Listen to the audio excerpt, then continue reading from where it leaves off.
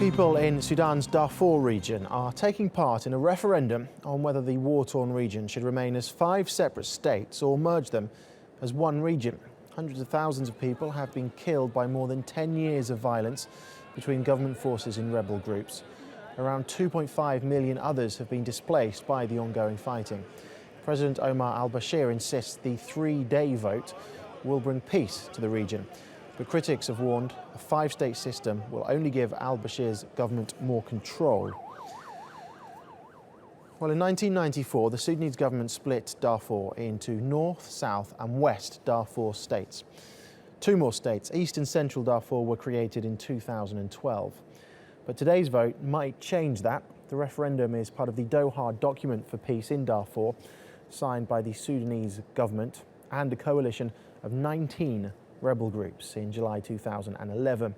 However, human rights groups have concerns. They say the referendum might increase tensions between factions, and they're worried that it doesn't address the resettling of internally displaced people. Well, let's get more on this. TRT World's Fidelis and Mbah joins me in the studio. Fidelis, what exactly is at stake then in this referendum? Well, what President al-Bashir is trying to do is to seek a sort of a political legitimacy, because when the exercise was carried out, splitting Darfur into 5 states in 1994, some rebel groups took up arms against government, because these are mainly made up of non-Arab areas, and they took up arms against the Arab-led government of al-Bashir.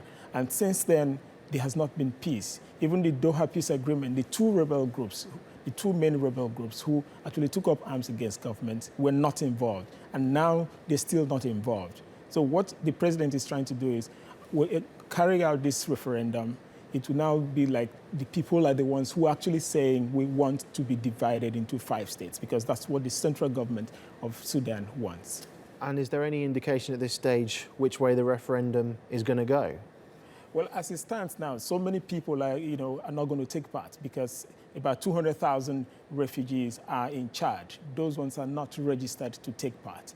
And then some who are even in IDP camps are not taking part in this referendum. So people are already saying that it's not going to be a true reflection of what's on ground. And some people are planning to boycott, because they feel that this is actually, that they're not really carried along, even though President al-Bashir was there recently to just more like campaign ahead of the referendum. And this might actually, like you mentioned earlier, escalate tensions. And what analysts are afraid of is that this might result into, the situation where South Sudan had to secede, because this was just a similar scenario that played out before South Sudan pulled out of Sudan.